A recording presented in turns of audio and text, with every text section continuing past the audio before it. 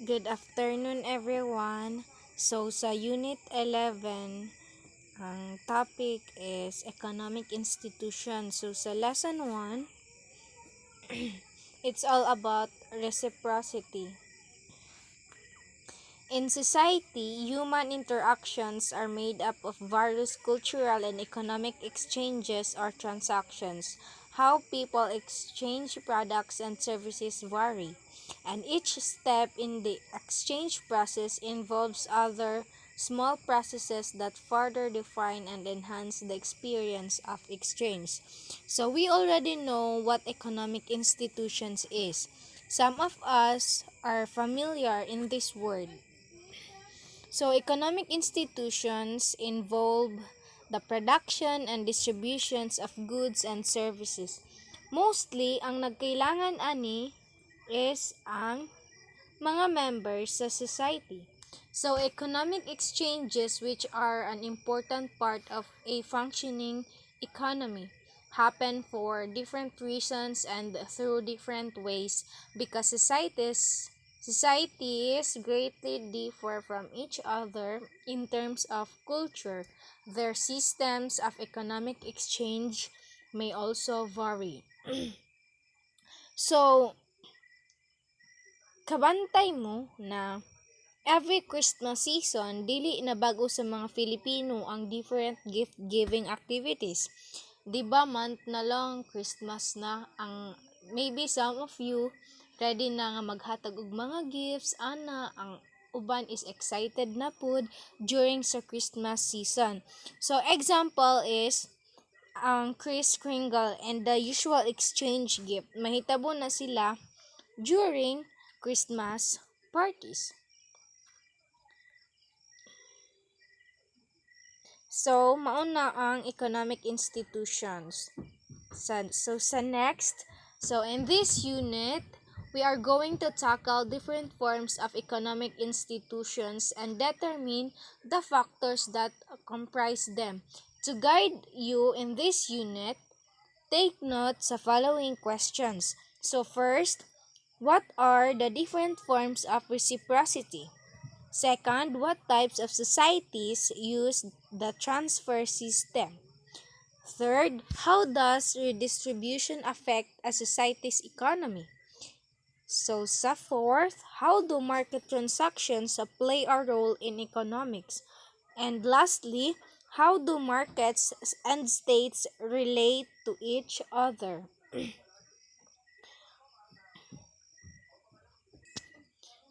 So, let's continue. So, the meaning of reciprocity. So, reciprocity refers to the voluntary giving or taking of objects without the use of money in the hopes that in the future they could be given back. Reciprocity could take the form of barter, hospitality, gift giving, and sharing.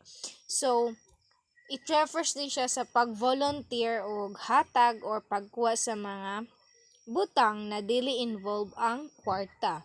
So, in the hopes nga sa future, mahatag na og balik sa ilaha or sa atoha. So, for example, naay taon nagigutom tapos ikaw kay daghan kay kaog pagkaon. And then, gitagaan nimo siya without any kapalit. And you're just hoping na in the future, katong tao nga imong gitagaan makatabang sa uban or sa imuha. Mao na ang gitawag nato na reciprocity. And also reciprocity ang maaring kumuha sa form of barter. So kanang mga exchange or sa Bisaya pa binayluay sa mga butang. So sa hospitality, sa gift giving and sharing, most of the time wala na to na-realize, but mostly sa mga tao naga-engage jud na siya sa ginatawag nato na reciprocity.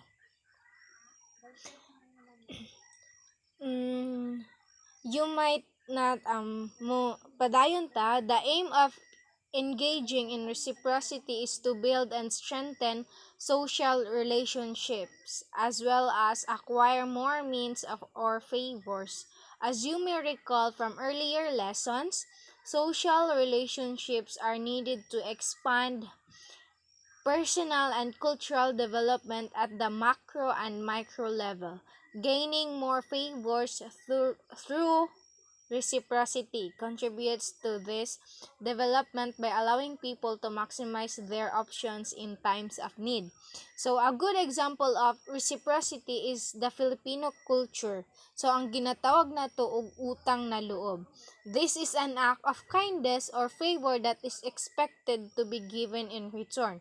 So, utang na loob is mo ni siya ang naga-show ta og kindness, nagahatag ta og kindness or some favors nga nag-expect pud ta nga mabalik sa atoa.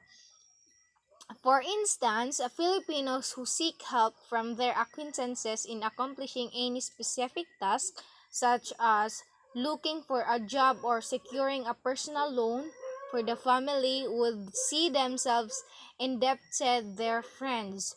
When the time comes that the friend asks for a favor, it is a common practice to help him out in return.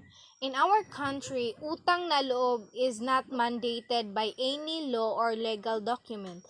It is however part of our unique culture and identity as a Filipino. So, in the same way, exchanges at the larger scale could be facilitated through reciprocity. For example, it is common nowadays to see big companies partnering up with each other in hosting big events and promotions.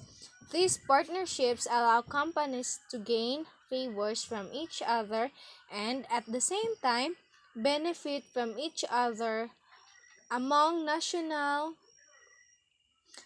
governments and states. The same process also occurs. This could be seen especially in times of calamities or disasters. For instance, the disastrous effects of katong 2013 katong Typhoon Yolanda that took hundreds of lives and destroyed thousands of properties in Samar and Leyte region caught the attention of many countries, private institutions, non-government organizations, and even individual donors. All of them helped the Philippines through different means. While the Philippines was able to survive the heavy impact of Typhoon Yolanda. Um, our country is still indebted to those who helped us survive the fortunate event. As such, when other countries are facing risk and disaster, the Philippines is also expected to return the favor. So, di ba katong typhoon nga Yolanda katong 2013 daghan og nitabang ato nga time para makabangon and kung mahitabo po to siya sa laing bansa, nag-expect po itong nagtabang sa nasalanta na mutabang pod sa ilaha. So, let's proceed sa forms of reciprocity. So, while reciprocity is a simple concept, societies still use it differently. Thus, various forms of reciprocity have been developed over time. The three forms of reciprocity were identified by anthropologist Marshall Salins. Thus, these forms of reciprocity are collectively known as Salins typology. So, let's proceed sa first na form of reciprocity is ang generalized reciprocity. So, the main feature of generalized reciprocity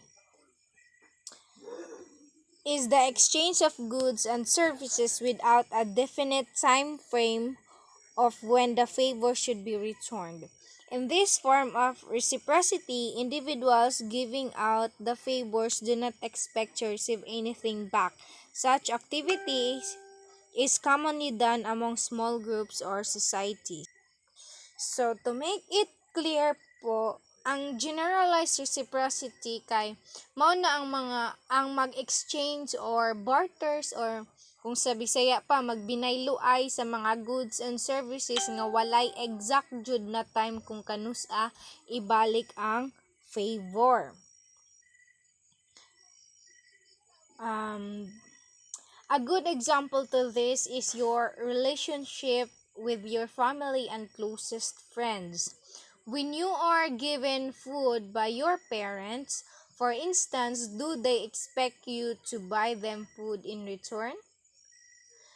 Parents usually do not ask their children to repay them for what they are given. At the same time, children are not obliged or pressured to return the favor as well. The same situation goes for close friends. While they may expect more, close friends who do favors for one another usually do it out of love, concern, or camaraderie and not for any economic gain. Among societies, generalized reciprocity occurs in smaller groups like bands or tribes, where high importance is placed upon the culture of sharing. Nevertheless, all human population experience the form of reciprocity. So, sa second form is ang balanced reciprocity. In balanced reciprocity, exchange occurs between groups or individuals with the donor expecting to receive something or equal or similar value. So, ang balanced reciprocity is kanang pagbinayluay sa mga groups or individuals na nag-expect kung unsang ilang gihatag, maupod nga value ang ilahang makuha. Yun po yun. And, wait lang. In this form, no haggling occurs between two parties, and the exchange of goods occurs at a particular rate set upon by the groups. There is pressure to give back the favors at a specific point in time. Unlike generalized reciprocity, balanced reciprocity demands timely reciprocation that when favors are not received by the donor, they could refuse to continue giving out the favors. Among groups, the effects of non-compliance could result in gossiping, refusal to commit to any other transaction, forced reciprocation, or strained relationships. So, in pre-industrial societies naman, balanced reciprocity is usually organized through trade agreements. This would mean that one member of a group has a designated partner in other whom he or she chooses to trade goods with. The pair is responsible for organizing the terms of their exchange, but no bargaining would still occur. So, sa last na form is ang negative reciprocity. In negative reciprocity, groups try to maximize their gains while giving as little as possible. This form is usually motivated by the desire to acquire a large number of goods using minimal resources.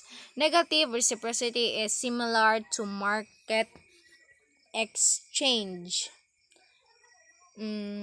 So, para klaro sa atua, ang negative reciprocity kay mao na sila na mga tao na gusto makadawat og dako na ginansya maskin gamay ra ang ilhang gi-invest. Ana good naman jud mga tao na kanang kuan kay ba hilasan na maskin pag kanang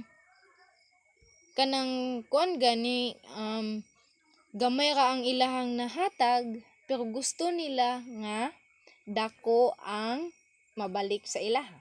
Ana, naidyo'y mga tao nga ing ana. So, let's continue. So, in pre-industrial societies, therefore, negative reciprocity is important, especially when groups need to acquire products that are not easily accessible to them. In common terms, groups could import products that they need from other groups, and in order to reduce the favor, barters and bargaining occur. Groups would maximize their resources to gain favorable outcomes and products from their goods. So, mao to. So, according kay Marshall Salins in 1930, is an American anthropologist ni siya, best known for his typology and reciprocal exchange, his ethnographic work in the Pacific, and his anthropological theories. His most well-known work in Stone Age Economic 1972. So, Salins, throughout his career, argued against reductive theories of human nature. Example kaya ang kanang mga biology and economics. So, primary determinants of personhood and society. Instead, he posited the cultural exchange and interaction shape human behavior. While Salins mainly focused on studying people in the Pacific, he also gave focus in studies in Fiji and Hawaii. So, Salins is highly affiliate, affiliated with the University of Chicago. Nabulol ko. Having been given the distinction of Charles F. Gray Distinguished Service Professor Emeritus and Social Scientist. So, I think mao na tanan. So, mag-wrap up lang ta sa forms of reciprocity. So, ang una kay generalized reciprocity to, di ba? Kay mauna siya ang mag-exchange or mag-barters or magbinayloay sa mga goods and services nga wala jud siya exact nga time kung kanusa ibalik ang favor. While ang balance reciprocity naman, exchange na siya sa mga groups or individuals na nag-expect na kung unsa ang ilahang gihatag, maupod nga value ang ilahang makuha. And ang last is ang negative reciprocity. So, mao na siya mga tao na gusto makadawat og dinagko na ginansya maskin pag gamay lang ang ilahang gi-invest. So, I think mao na tanan, ma'am.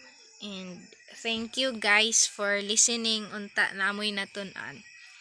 Thank you. God bless po.